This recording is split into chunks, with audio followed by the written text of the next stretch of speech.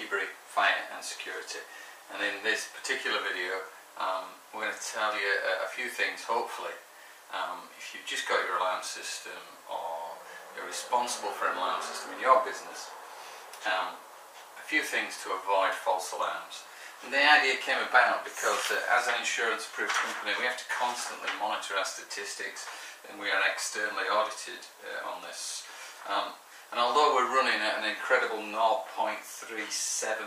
average for false alarms per month, we have 10,000 customers and we can still get some good stats out of that tell us the typical things that people are going, where things are going wrong. So false alarms.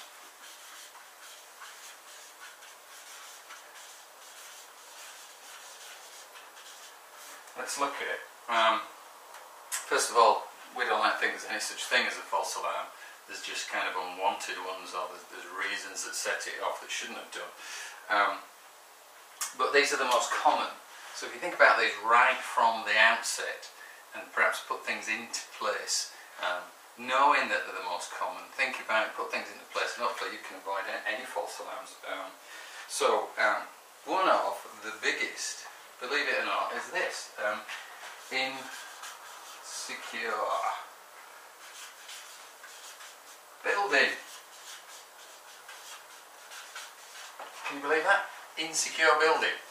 So you've got your insurance has asked you to put an alarm system in, you require it, yet a massive amount of our stats show us that month on month, so one of the biggest one of the biggest problems with false alarms is people not locking the building. So not necessarily genuine burglaries, people being able to wander in or wander into a section, set off the alarm system because somebody forgot to lock the door. Incredibly top of the list. So you know, have a little think about that. Activated by a cleaner is the next top. So cleaner is the second highest reason for false alarms, because with best will in the world, you know, cleaning companies, if you use cleaning companies or you get a dedicated person in to do it for you yourself, cleaning staff changes, people go on holiday, temporary staff come in, and that's usually when it occurs, somebody who's unfamiliar with what to do. So you need to, you know, really lay it down with your cleaning company. What's the policy when somebody's off? Do they get some kind of induction? Do they get told what to do? The simplest and easiest thing is really that you should be using an alarm system with a tag or a fob to set it, which takes away all the getting the code wrong, not remembering the code, reading the code wrong, not having the right piece of paper with them. Really, if your system hasn't got a fob set with it, when did you get it? Where did you get it from? And really it's time for an update. But consider that, it's the second highest false alarm rate. Get yourself a fob. And the next one then is activations by animals. So, amazing. We're not talking about deers and so on, but you know, we do have, some people have pets, certainly domestically, but commercially people even have birds, even office cats, and they are the third highest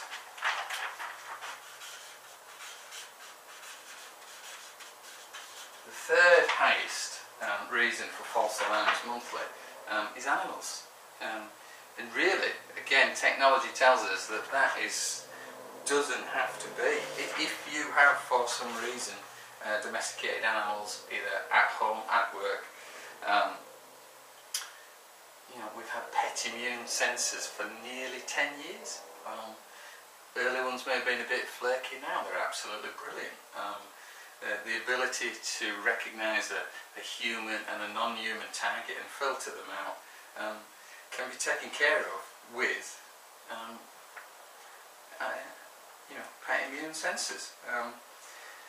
Anything else? Anything else? Anything else? Error by staff. PA activated. So PA activated. I think error by staff one or two are by staff rather than cleaners, but everything we said about the cleaners comes for the staff.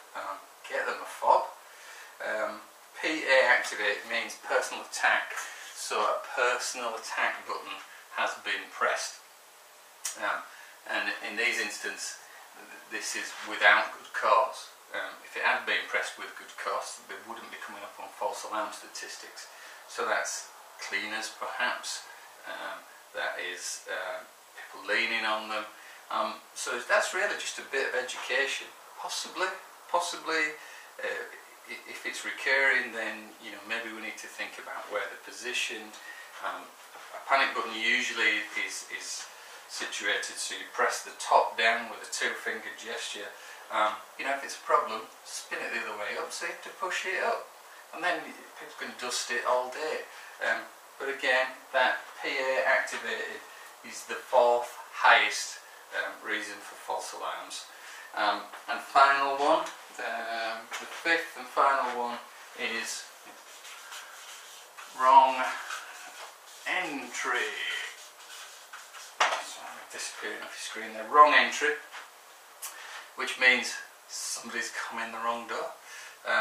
So the burglar alarm allows you to come in the front door and somebody's entered by the side door.